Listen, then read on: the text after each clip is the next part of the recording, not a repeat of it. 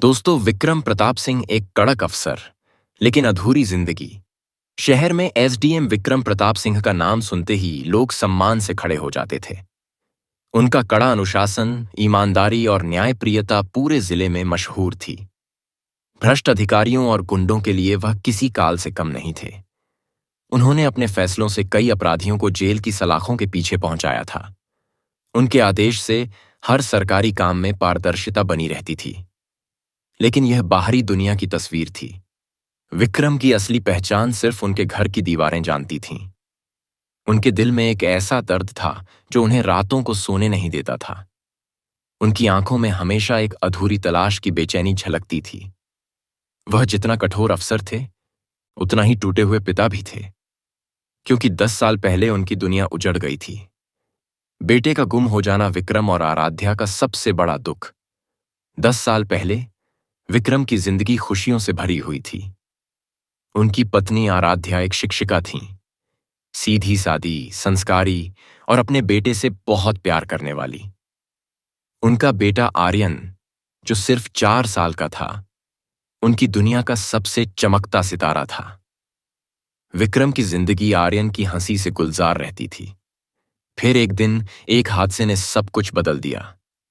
वह दिन जो विक्रम और आराध्या के लिए कभी न खत्म होने वाला दुःस्वप्न बन गया।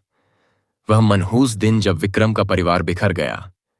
विक्रम और आराध्या अपने बेटे आर्यन को लेकर शहर के सबसे बड़े मेले में गए थे।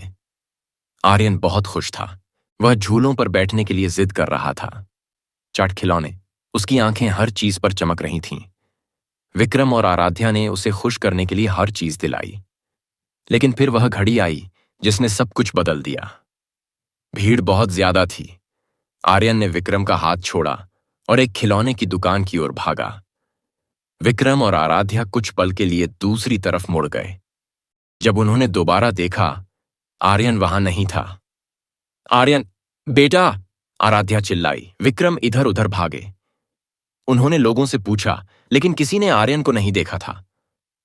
कुछ ही देर में मेला पुलिस को सूचना दी गई, लेकिन आर्यन का कोई पता नहीं चला। तलाश, उम्मीद और अंतहीन दर्द। विक्रम और आराध्या ने हर जगह अपने बेटे को ढूंढा। अखबारों में उसकी तस्वीर छपवाई, टीवी पर अपील की, पुलिस में रिपोर्ट दर्ज करवाई, सोशल मीडिया पर तस्वीरें वायरल करवाईं, लेकिन आर्यन का कोई सुराग नहीं मिला। विक्रम ने अपना सब कुछ झोंक दिया, लेकिन बेटे को वापस नहीं ला सके। आराध्या इस सदमे में डिप्रेशन में चली गईं। विक्रम ने अपनी भावनाओं को छुपा लिया, लेकिन अंदर से वह भी टूट चुके थे। उनकी जिंदगी खुशियों से खाली हो गई। विक्रम की नई जिंदगी दर्द को ताकत बना दिया। बेटे को खोने के बाद विक्रम ने खुद को काम में डुबो दिया। उन्होंने अपने दर्द को अपनी ताकत बना लिया। वह अपराधियों के खिलाफ और ज्यादा कठोर हो गए। शहर के लोग उन्हें आयरन मैन कहने लगे। लेकिन हर बार जब वह किसी गुमशुदा बच्चे की रिपोर्ट देखते, उनके दिल में एक चुभन उठती। वह हर मासूम चेहरे में अपने बेटे को खोजते।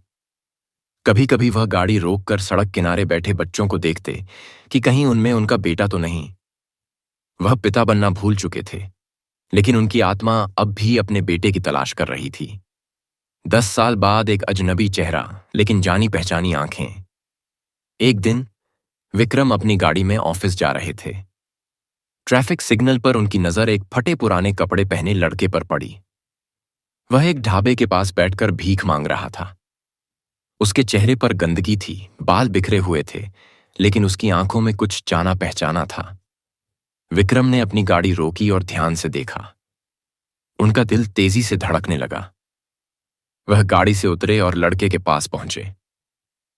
बेटा, तुम्हारा नाम क्या है? लड़का डर गया। उसने सिर झुका लिया। मुझे नहीं पता, सब मुझे छोटू बुलाते हैं। विक्रम को उसकी आवाज जानी पहचानी लगी।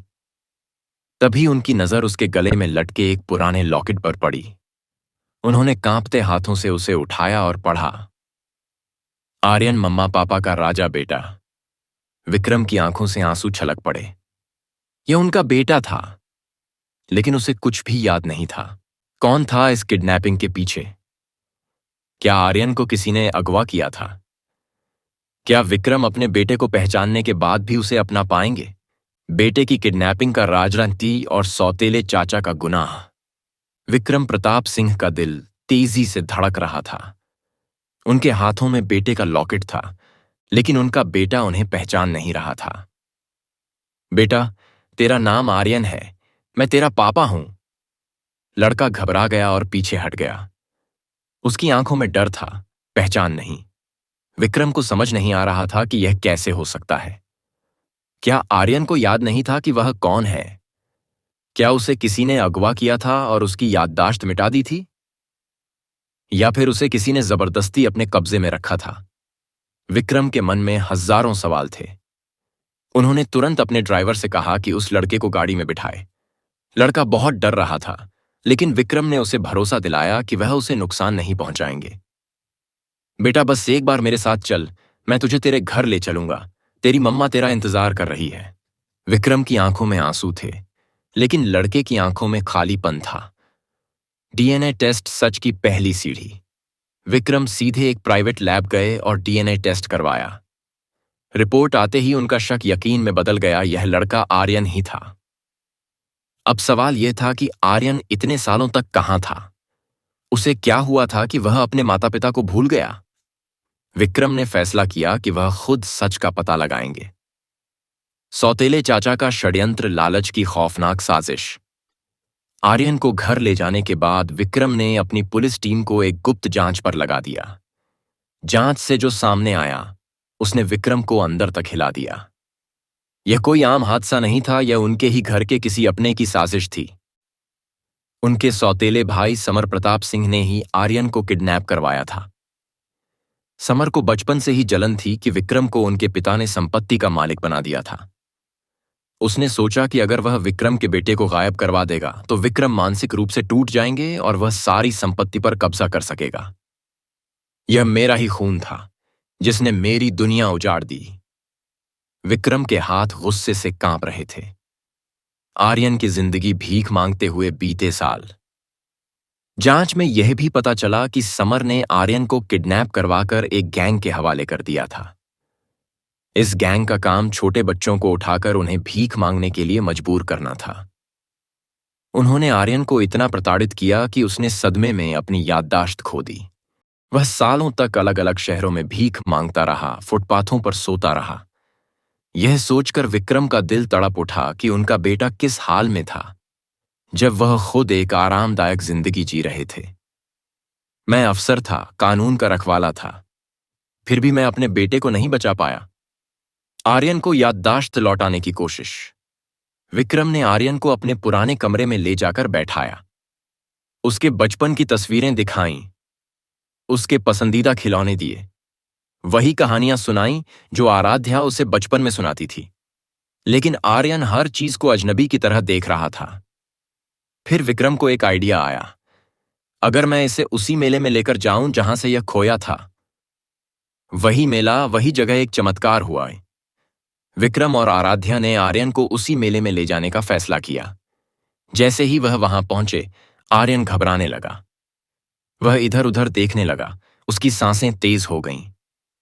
अचानक वह एक जगह रुक गया, गुब्बारों की दुकान के सामने। उसकी आंखों में हल्का सा बदलाव आया। मम्मा, आर्यन ने अचानक कहा। आराध्या की आंखों में आंसू आ गए। हाँ बेटा, मैं तेरी मम्मा हूं। फिर एक पल आया जिसने विक्रम और आराध्या की 10 साल की तकलीफ को खत्म कर दिया। आर्यन ने घबराकर अपनी मां को देखा और फिर चिल्लाया, मम्मा, पापा। 10 साल बाद उनके बेटे ने उन्हें पहचान लिया। विक्रम और आराध्या ने उसे कसकर गले लगा लिया। गुनहगार को सजा, इंसाफ पूरा हुआ। अब समय था समर को उसके गुनाहों की सजा देने का। विक्रम ने सबूत इकट्ठे किए और समर के खिलाफ किडनैपिंग, मानव तस्करी और मानसिक प्रताड़ना का केस दर्ज करवाया। समर को उम्र कैद की सजा हुई। जो खून का रिश्ता निभा न सके, उसे खून के रिश्ते का हक नहीं, विक्रम ने अदालत के बाहर कहा। विक्रम की अधूरी जिंदगी अब पूरी हुई। आज 10 साल बाद विक्रम और आराध्या को उनका बेटा वापस मिला था। लेकिन इस दर्द ने उन्हें एक सीख दी थी, कोई भी पिता कितना भी ताकतवर क्यों ना हो, अगर वह अपने बच्चे को नहीं बचा पाया तो वह असल में सबसे कमजोर इंसान है। अब विक्रम ने फैसला किया कि वह अपने बेटे को पहले से ज्यादा प्यार और सुरक्षा देंगे। कहानी का संदेश परिवार ही असली ताकत है। यह कहानी हमें सिखाती है, पैसा, ताकत और रुतबा सब बेकार है अगर परिवार साथ ना हो। दुनिया में सबसे बड़ा रिश्ता माता पिता और बच्चे का होता है। बुरी नीयत रखने वाले लोग अपने ही परिवार को नुकसान पहुंचा सकते हैं। कानून का सही इस्तेमाल करने वाले कभी हारते नहीं। कभी कभी जीतने के लिए सिर्फ लड़ना जरूरी नहीं होता, इंतजार भी करना पड़ता है। विक्रम और आर्यन की नई जिंदगी का सफर। क्या आर्यन समाज में अपने दर्द को भुलाकर आगे बढ़ पाएगा? कैसे विक्रम एक पिता के रूप में फिर से अपने बेटे का विश्वास जीतेंगे? क्या विक्रम अपने गुनहगार भाई को कभी माफ कर पाएंगे? विक्रम और आर्यन की नई जिंदगी का सफर। एक नया सवेरा, पिता और बेटे के रिश्ते की नई शुरुआत। आर्यन के वापस आने के बाद विक्रम और आराध्या की जिंदगी जैसे फिर से शुरू हो गई। लेकिन एक बड़ी चुनौती अभी भी थी आर्यन को सामान्य जिंदगी में वापस लाना। 10 साल तक उसने सड़कों पर भूख और डर के साए में जिंदगी बिताई थी। वह अकेले खाने का आदी था। टेबल पर बैठकर खाने में उसे असहज महसूस होता था। उसके अंदर हमेशा डर रहता था कि कोई उसे फिर से उठा ले जाएगा। रात को वह अक्सर डरकर उठ जाता और चिल्लाने लगता। विक्रम को एहसास हुआ कि आर्यन को सिर्फ घर वापस लाने से कुछ नहीं होगा, उसे मानसिक रूप से ठीक करने की जरूरत थी। आर्यन का मनोवैज्ञानिक इलाज। विक्रम ने शहर के सबसे अच्छे मनोचिकित्सक को बुलाया। डॉक्टर ने समझाया, आर्यन ने जो कुछ सहा है वह किसी बुरे सपने से कम नहीं, इसे मिटने में समय लगेगा। विक्रम और आराध्या ने पूरा ध्यान दिया कि आर्यन को कभी अकेला महसूस ना हो, उसे प्यार और सुरक्षा का एहसास हो। वह धीरे धीरे सामाजिक जीवन में लौटे। लेकिन यह इतना आसान नहीं था। स्कूल में मुश्किलें, आर्यन की पहचान का संघर्ष। आर्यन को स्कूल में डालना आसान नहीं था। वह पढ़ाई से दूर हो चुका था। अन्य बच्चे उससे अलग व्यवहार करते थे। उसे खुद को साबित करना था कि वह किसी से कम नहीं। एक दिन कुछ बच्चों ने उसे चिढ़ाया। अरे, ये तो भीख मांगने वाला है। आर्यन ने गुस्से से उन बच्चों को घूरा। हाँ, मैं भीख मांगता था, लेकिन अब मैं वापस आ गया हूं। उस दिन से आर्यन ने ठान लिया कि वह अपनी नई जिंदगी को पूरी तरह अपनाएगा। विक्रम की आत्मग्लानि एक पिता की सबसे बड़ी हार। विक्रम हर रात अपने कमरे में बैठकर सोचते थे, अगर मैं एक अच्छा अफसर था तो एक अच्छा पिता क्यों नहीं बन पाया। उनके मन में कई सवाल थे। अगर मैंने आर्यन को बचाने के लिए और मेहनत की होती तो क्या वह इतनी तकलीफ नहीं झेलता? अगर मैंने अपने परिवार के दुश्मनों को पहले पहचान लिया होता तो क्या यह सब रुक सकता था? क्या मैं अपने बेटे से फिर से वही प्यार पा सकूंगा? वह अक्सर सोते सोते उठ जाते और आर्यन के कमरे में जाकर उसे सोता हुआ देखते। वह मन ही मन सोचते, अब मैं तुझे कभी अकेला नहीं छोड़ूंगा बेटे। सौतेले चाचा से आखिरी मुलाकात माफ करना या सजा देना। समर जेल में था। एक दिन विक्रम उसे देखने गए। भाई, मैं मजबूर था, समर ने गिड़गिड़ाते हुए कहा। विक्रम ने गहरी सांस ली और कहा, तूने मेरी जिंदगी की सबसे बड़ी खुशी मुझसे छीनी समर। मैं तुझे कभी माफ नहीं करूंगा। लेकिन समर हंसने लगा। विक्रम, तुमने मुझे सजा दी, लेकिन क्या तुम्हारा बेटा तुम्हें माफ करेगा? विक्रम को यह सवाल अंदर तक चीर गया। क्या आर्यन कभी अपने पिता पर भरोसा कर पाएगा? आर्यन का सपना एक नई दिशा। समय के साथ आर्यन ने खुद को मजबूत बनाया। एक दिन उसने विक्रम से कहा, पापा, मैं भी आपकी तरह एक बड़ा अफसर बनूंगा। विक्रम की आंखों में आंसू आ गए। उन्होंने अपने बेटे को गले लगा लिया और कहा, बेटे, तू मुझसे भी बड़ा आदमी बनेगा। आज विक्रम की अधूरी जिंदगी पूरी हो चुकी थी। कृपया वीडियो को लाइक करें, चैनल को सब्सक्राइब करें और बेल आइकन को ऑन करें ताकि आपको नए वीडियो की नोटिफिकेशन मिलती रहे। आपके सपोर्ट से हमें और अच्छा कंटेंट बनाने का हौसला मिलता है।